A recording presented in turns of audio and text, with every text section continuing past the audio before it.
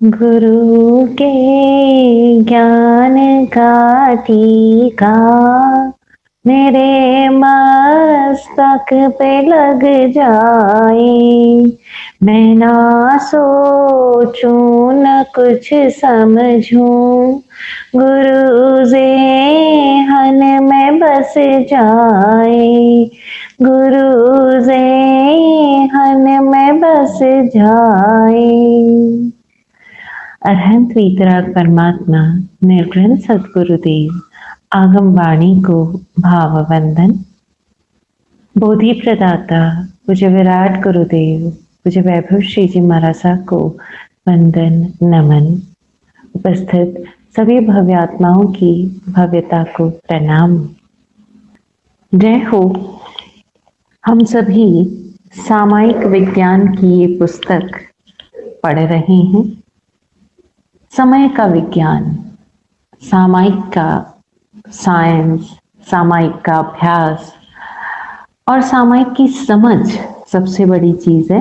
सामायिक की समझ हम सब प्राप्त करें, क्योंकि ये समझ ही हमें वस्तुतः खुद को जानने में मदद करेगी। कुल मिलाकर हम सब ये किस लिए कर रहे हैं? ताकि हम सब खुद को प्राप्त कर सकें, खुद को पा सकें। अध्याय 6 पुस्तक का खंड 1 का अध्याय 6 समणा की समझ। हमने बहुत शब्द सुना है, समणा, समण भगवान महावीर। मूल शब्द समण है। मुझे गुरुवर्या श्री जी फरमाते हैं कि श्रमण शब्द तो जब से संस्कृत की एंट्री हुई प्राकृत व्याकरण में, तब समण का श्रवण हो गया और श्रवण का फिर अर्थ भी डिफरेंट कर दिया गया।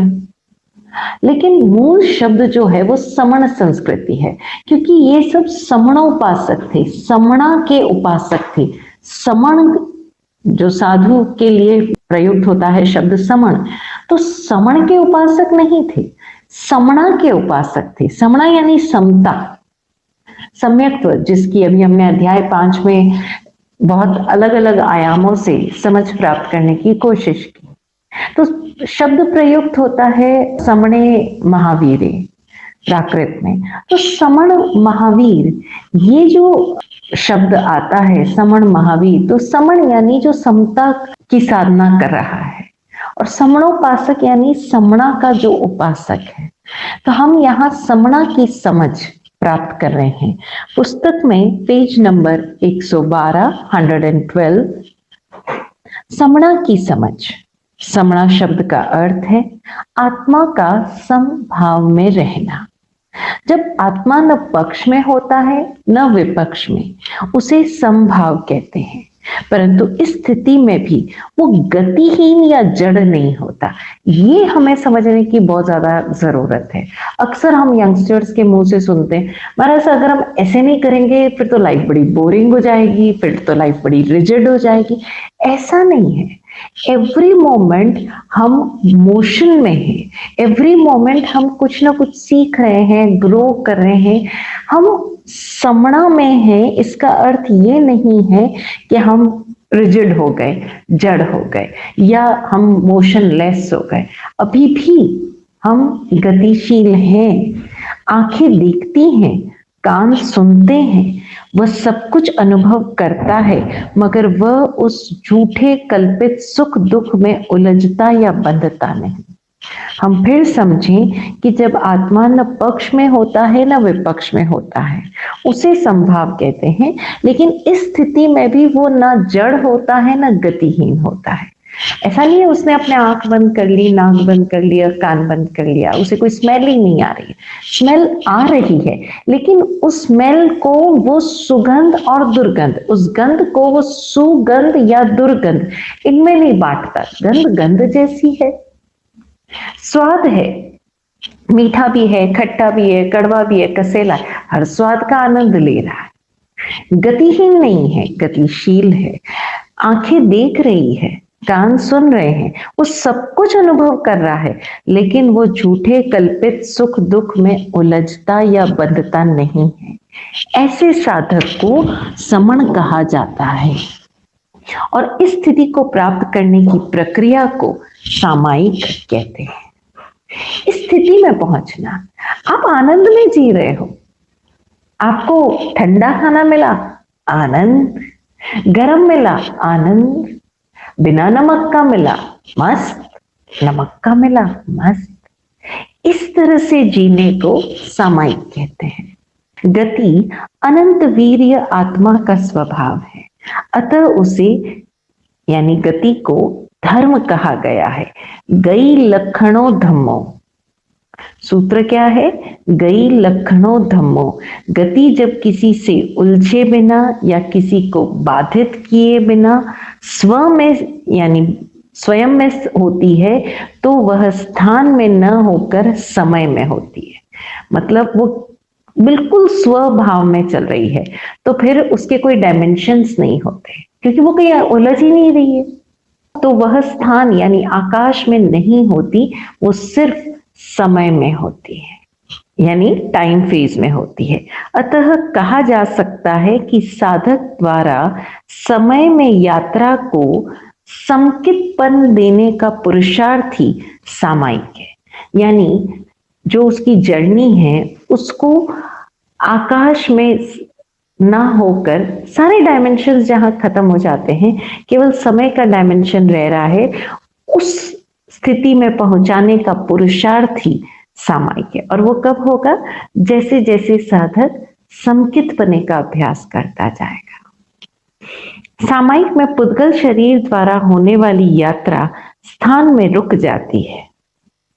थोड़ा बहुत अंगों का हलन चलन होता भी है तो वह भी परिसीमित व मर्यादित हो जाता है।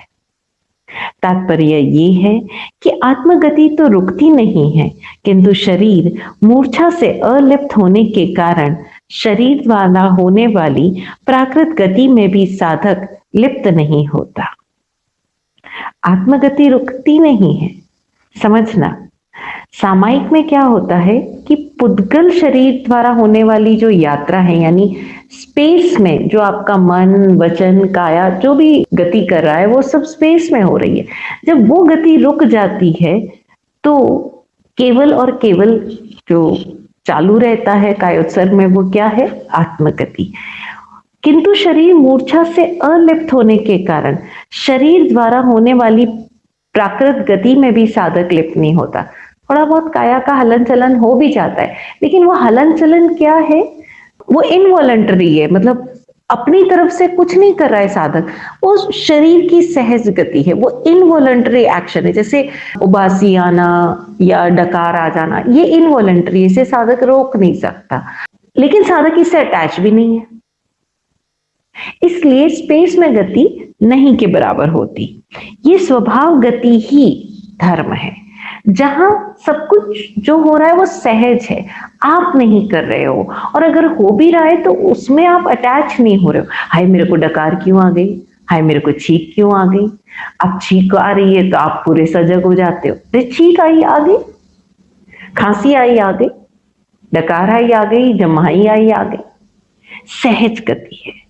दूसरे शब्दों में धर्मो यो न बाधते सह धर्म, अर्थात धर्म वह गति है जो किसी अन्य धर्म को बाधा न पहुंचाए। धर्म वो गति है, मोशन में है आपका आत्मा, स्वभाव में है, स्वभाव गति है, लेकिन वो किसी को भी बाधा नहीं पहुंचा रही, डिस्टर्बेंस क्रिएट नहीं कर रही है। परंतु रुकना और रोकना धर्म नहीं है। भगवान ने बाधक विधा को अधर्म, याद है हमने धर्मास्तिकाय पढ़ा था, अधर्मास्तिकाय भी पढ़ा था। अगर आप गतिशील है तो आप धर्ममय हैं, जहां भी आपकी गति में बाधा पहुंची अधर्ममय, या आपने किसी को बाधा पहुंचाई तब भी अधर्म। तो भगवान ने बाधक विधा को अधर्म तथा उसकी प्रेरणा देने वाले को अधर्मास्तिकाय कहा है। आत्मा अपना धर्म नहीं भूल सकती और हमारे भावों की गति चित्त संस्था के माध्यम से समय में यात्रा शुरू कर देती है। आत्मा अपना धर्म नहीं भूल सकती, वो हमेशा स्वभाव गति में रहती है, लेकिन हमारे भावों की गति चित्त संस्था के माध्यम से समय में यात्रा शुरू कर देती है, जिसके 3 फेस कहे गए हैं, भूत, भविष्य व वर्तमान। भाव यात्रा 2 तरह की होती है, स्वभाव यात्रा अथवा विभाव यात्रा। भावों को संकित रूप देना स्वभाव यात्रा है और भावों का उच्च श्रृंखलता पूर्वक भ्रमणा में फंसे रहना विभाव यात्रा है। विभाव यात्रा में भावों की गति भूत व भविष्य में भटकती है, जबकि स्वभाव यात्रा वह है जहां भाव मात्र समय में उसकी गहराई में निष्पक्ष रूप से प्रवाहित होते हैं। ऐसी स्थिति को उपलब्ध होने के लिए साधक का पुरुषार्थ ये होता है कि वह विभाव को संकित गति दे। इसी पुरुषार्थ को सामायिक कहते हैं। ये जो पुरुषार्थ है उसको सामायिक कहा गया है। विभाव को भी संकित गति देने का प्रयत्न करना। अगर एक व्यक्ति शुद्ध रूप से सामायिक करता है तो स्वभाव में गति होने के कारण उसके भावों की गति तो संपूर्ण सृष्टि में व्याप्त हो जाती है, मगर यह गति मार्ग ऊर्ध्व प्राण होता है, हमेशा ऊपर की ओर बढ़ने वाला, अर्थात उसकी प्राण धारा ऊर्ध्व गमन करने लगती है। उसके भीतर ऐसी स्थिति में शंका रहती ही नहीं, कांक्षा उत्पन्न ही नहीं होती। अतः विचिकित्सा, उठापटक और अहंकार की स्थिति ही नहीं रहती। न पर पाषंड के प्रति आकर्षण रहता है, न ही बाह्य प्रपंचों, बाह्य सृष्टि के प्रति से संबंध स्थापन, लगाव, संस्तवन, घर्षण या गृद्धता ही रहता है। ये गति शुद्ध, प्रबल, सनातन, प्राकृतिक वध्य प्रवाह है, जो सिद्धों में भी ऐसा ही होता है, यानी अगति में गति, शुद्ध संवर। अगति में गति यानी आप अपनी तरफ से कुछ नहीं कर रहे हो, जो सहज स्वभाव गति है, शुद्ध गति है, सनातन, प्राकृतिक, नेचुरल म्यूजिक, नेचुरल वध्य प्रवाह है। इसीलिए सिद्ध भगवान कभी कुछ भी नहीं करते, फिर भी सारी दुनिया में जो कुछ भी हो रहा है वो सारी ही गति उनमें विद्यमान रहती है। ये है सामायिक का महात्म्य। इसीलिए भगवान महावीर श्रेणिक राजा को कह सके कि पूर्णिया सावक की एक सामायिक को प्राप्त कर लो। बड़ा गूढ़ रहस्य है प्रभु की इस एक सेंटेंस में। प्रसंग पता है ना? श्रेणिक महाराजा ने प्रश्न किया प्रभु महावीर से, हे प्रभु, मेरे नरक के बंधन कैसे टल सकते हैं? प्रभु ने कहा, आसान है, जाओ पूर्णिया सावक से एक सामायिक ले आओ। अब सामायिक कोई वस्तु तो है नहीं कि ली जा सके। वो जाता है पूर्णिया के पास, लेकिन पूर्णिया कहता है कि भाई, जिस प्रभु ने तुम्हें एक सामायिक लेने के लिए भेजा है तो इसका मोल भी उन्हीं से पूछो। और तब उसको समझ में आता है कि सामायिक कोई वस्तु या कोई विरासत नहीं है, कोई हमारे अधीन कोई चीज नहीं है जिसको हम दे सकते हैं। लेकिन हम तो बड़े मजे से लोगों को सामायिक दिलाते हैं, लोगों से सामायिक लेते हैं। गुरु भगवंतों के पास जाते हैं, उनको बोलते सामायिक पचका दो। कई बार तो ये भी कहते हैं कि 2 सामायिक हो गई, अब एक और पचका दो, तो 2 में 1 मिला के पचका दो। पॉसिबल है क्या?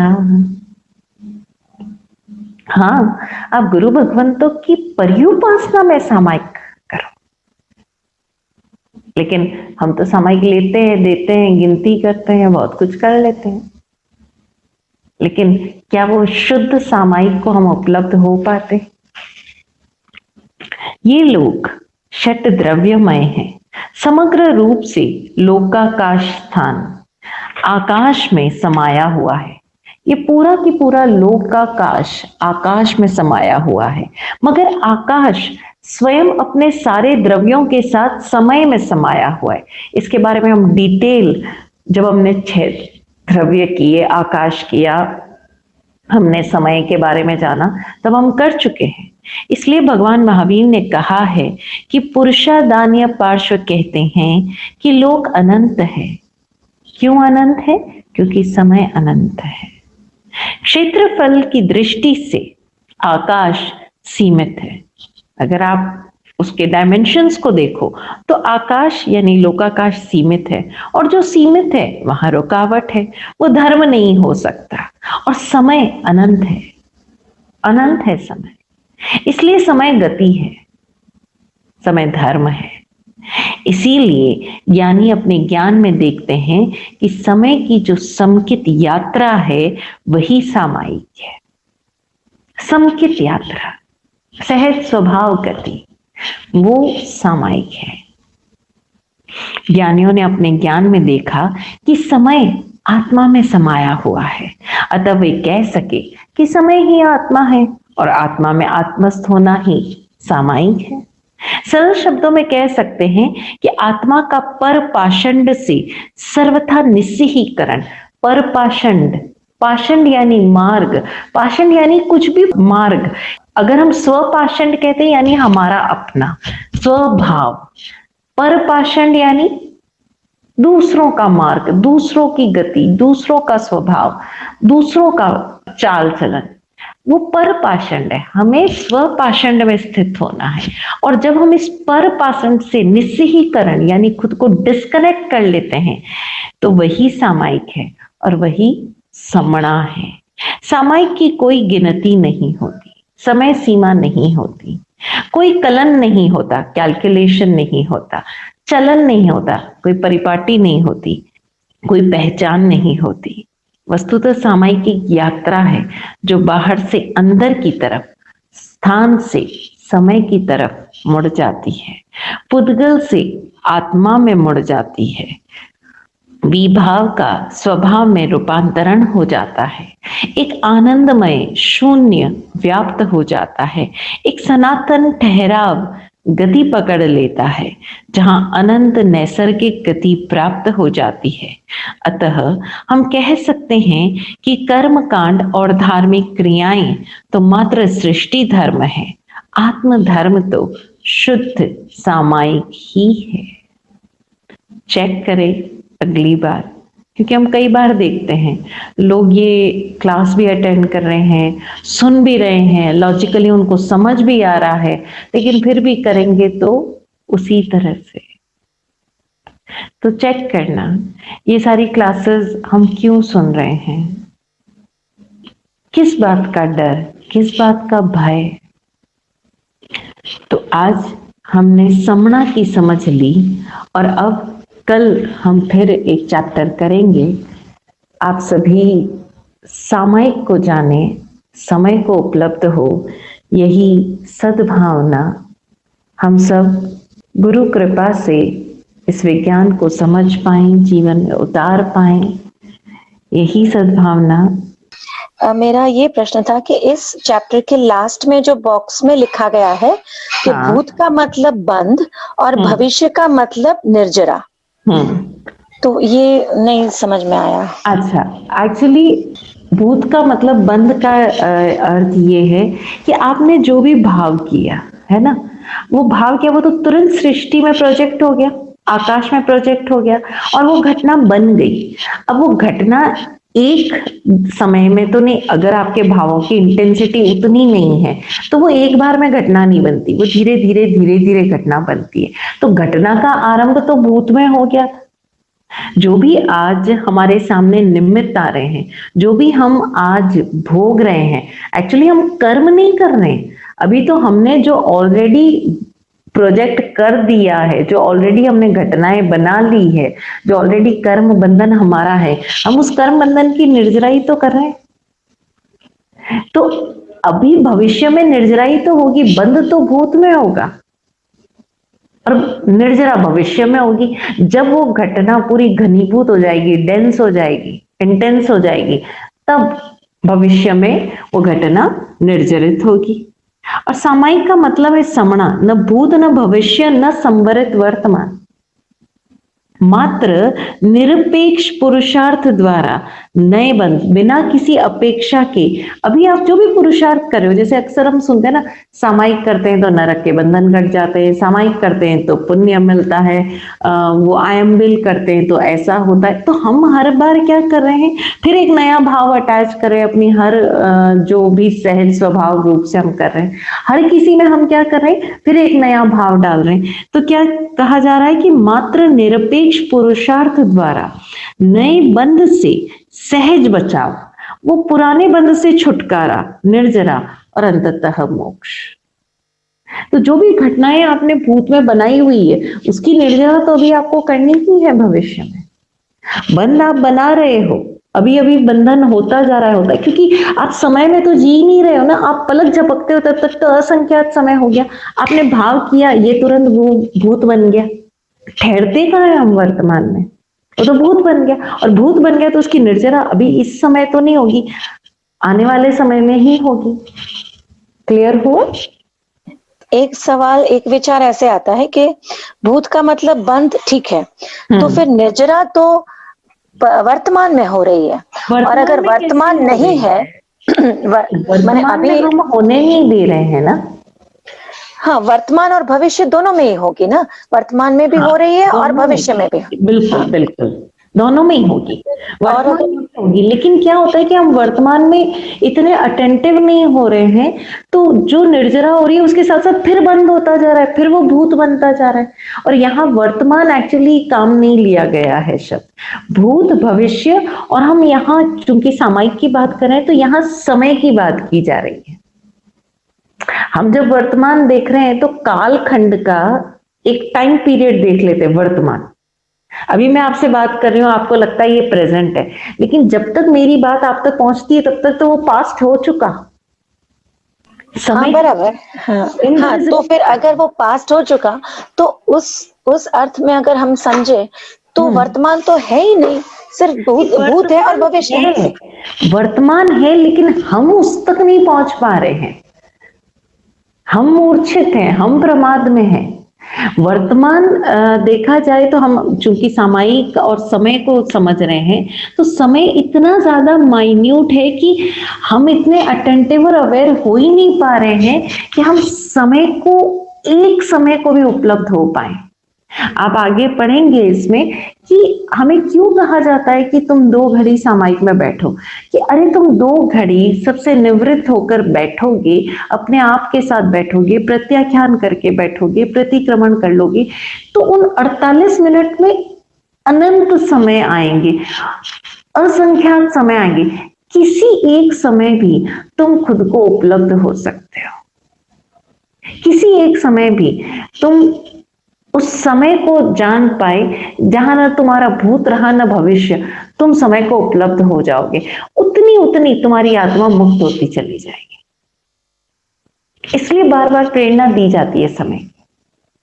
हाँ, आप जिस अर्थों में पूछ रहे हो उसमें वर्तमान है ही नहीं, ऐसा इसलिए महसूस होता है क्योंकि अगर हम कैलकुलेटिव टर्म्स में देखें तो समय इतना माइन्यूट हिस्सा है कि हम उसको ग्राफ पर मार्क करें उससे पहले तो वो पास्ट हो चुका है।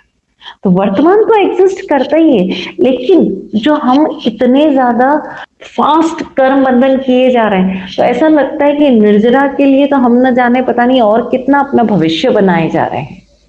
तभी तो बार बार कहा गया कि जब आपका भूत मिट जाएगा तो भविष्य ऑटोमेटिकली खत्म हो जाएगा। अब आप बोलोगे भविष्य कैसे खत्म हो जाएगा, क्योंकि जब भूत ही नहीं बचेगा तो निर्जरा के लिए भविष्य बचेगा ही नहीं ना, हमारा क्रिएट किया हुआ भविष्य बचेगा ही नहीं। यहां भूत और भविष्य, हमारे क्रिएट किए हुए भूत और भविष्य की बात हो रही है। टाइम पीरियड के उसमें मत देखिए, टाइम फेज में हम अगर भूत क्रिएट ही नहीं करेंगे तो हमारा भविष्य तो बनेगा ही नहीं। जब भविष्य नहीं बनेगा तो हम मुक्त हो गए, मोक्ष को उपलब्ध हो गए, कोई जन्म मरण का चक्कर ही नहीं। हम जन्म मरण क्यों करें, हमने तो न जाने कितने भविष्य बना लिए। वो क्यों हुआ, क्योंकि भूत है। तो कम से कम अब सजग हो जाए। अब हमें सामायिकी मिली ना, तो अब जब हमारे सामने वर्तमान आ रहा है जो भूत को निर्जरित करने के लिए, तब हम कोई नया भविष्य ना बनाए। तब हम कोई नया भविष्य ना बनाए।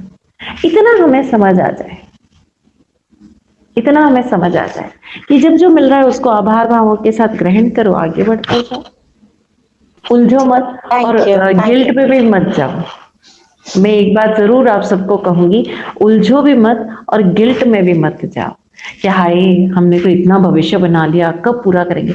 अरे जब होगा तब देखेंगे, जब घटना सामने आएगी। अभी इस चक्कर में आप और क्यों भविष्य बना रहे हो? अभी जो घटना सामने आ रही है उसको बिल्कुल मस्त होकर, निरपेक्ष, बिना एक्सपेक्टेशन के और बिना बायस हुए आप उस घटना को अटेंड कर लो। भविष्य में चाहे जो रहा हो, अभी उस घटना को ऐसे अटेंड कर लो। फॉर एग्जाम्पल, आपका कोई फैमिली मेंबर है ना, और आपके संबंध उनसे अच्छे नहीं रहे हैं, वो भूत है। भविष्य क्या कहता है कि वो जब भी आपके सामने आएगा आपका मूड खराब होगा, है ना।